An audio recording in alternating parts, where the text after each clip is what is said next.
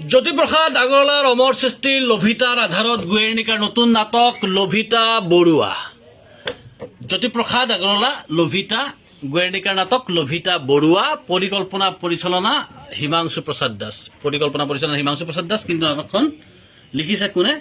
জ্যোতিপ্ৰসাদ আগৰৱালা। জ্যোতিপ্ৰসাদ আগৰৱালা অমৰ সৃষ্টিৰ লভিতাৰ আধাৰত। নাটকখনৰ নাম কি? লভিতা বৰুৱা। এতিয়া দেখা আপোনালোকক Guernica creative staff presence based on William Shakespeare's Macbeth. William শেক্সপিয়াৰৰ মেকবেথ নাটকখনৰ আধাৰত লেডি মেকবেথ কিন্তু অৰিজিনেল নাটক Macbeth Shakespeare. Concept direction Himangshu Prasad Das. ঠিক তেনে যেনেকৈ ক'লো অকণমান আগতে লভিতা বৰুৱা জ্যোতিপ্ৰসাদ আগৰৱালাৰ। ঠিক তেনেকৈ জ্যোতিপ্ৰসাদ আগৰৱালাৰ কালজয়ী সৃষ্টি ৰূপালিমৰ আধাৰত মণিমুগ্ধ। আকৌ এবাৰ দেখাইছো জ্যোতিপ্ৰসাদ আগৰৱালাৰ কালজয়ী সৃষ্টি ৰূপালিমৰ আধাৰত মণিমুগ্ধ। পৰিকল্পনা পৰিচালনা হিমাংশু প্ৰসাদ দাস। উপস্থাপন পৰিকল্পনা প্ৰণামী বৰা। এই যে আপোনালোকক লভিতা মেকবেথ আৰু মণিমুগ্ধৰ আপোনালোকক দেখালো নাটক কেইখনৰ পোষ্টাৰ। এই নাটক কেইখনৰ পোষ্টাৰ আপোনাক এই মুহূৰ্তত এই কাৰণে দেখুৱাইছো কিয়নো এই দিনকেইটাত বাৰে বাৰে আলোচনা হৈ আছে এখন বিশেষ নাটকৰ কথা লভিতা যিখন নাটকক বিকৃত কৰা বুলি অভিযোগ উঠিছে। এই নাটকখন এতিয়ালৈকে চোৱাৰ সুযোগ পোৱা নাই। গতিকে মই এই নাটকখন কেনেকুৱা ধৰণে কি উপস্থাপন কৰিছে তাক লৈ মন্তব্য দিবলৈ যোৱাটো ভুল হ'ব। কিন্তু মই অতি সোনকালে নাটকখন চাবলৈ চেষ্টা কৰি আছো, চাম আৰু চোৱাৰ পিছত আৰু এটা ভিডিঅ' নিৰ্মাণ কৰি মোৰ নিজৰ বক্তব্য ৰাখিম।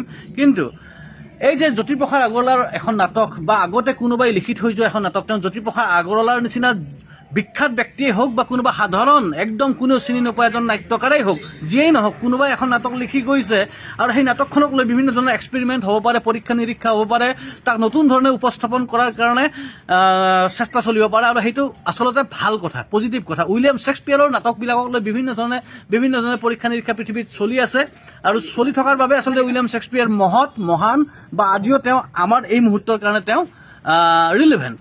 এতিয়া ইমানখিনিলৈকে হৈছে যে উইলিয়াম শেক্সপিয়াৰৰ মেকবেথ বা ৰোমিঅ' জুলিয়েট, হেমলেট প্ৰতিখন নাটকক লৈ বিভিন্ন ধৰণৰ পৰীক্ষা নিৰীক্ষা হৈছে, বিভিন্ন ভাষাত বিভিন্ন ধৰণে তাক চাইছে আৰু আনকি সেই নাটকবিলাকৰ বিশেষ কিছুমান চৰিত্ৰক লৈও কিছুমান সম্পূৰ্ণ মৌলিক নতুন নাটকৰ সৃষ্টি হৈছে। আচ্ছা যি নহওক সেইটো এটা সম্পূৰ্ণ বেলেগ বিষয়, তাক লৈ আমি কথা পাতিব গ'লে এটা বেলেগ ধৰণে আমি লগ পাব লাগিব।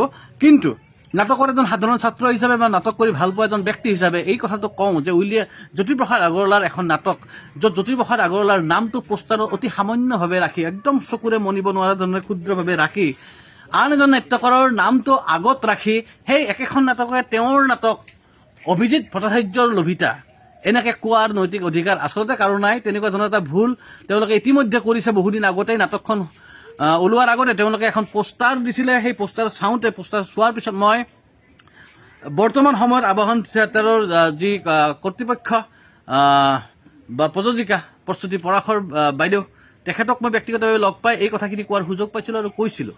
আৰু এতিয়া এই নাটকখন যেতিয়া ৰাইজৰ ওচৰলৈকে আহিল, যোৱা দিনকেইটাত আমি বুলু ফিল্ম চিনেমাখনক লৈ ব্যস্ত আছিলোঁ, গতিকে এই বিষয়ে মাত মাতিবৰ কাৰণে বা কথা পাতিবৰ কাৰণে সুযোগ সুবিধা পৰিৱেশ পোৱা নাছিলোঁ।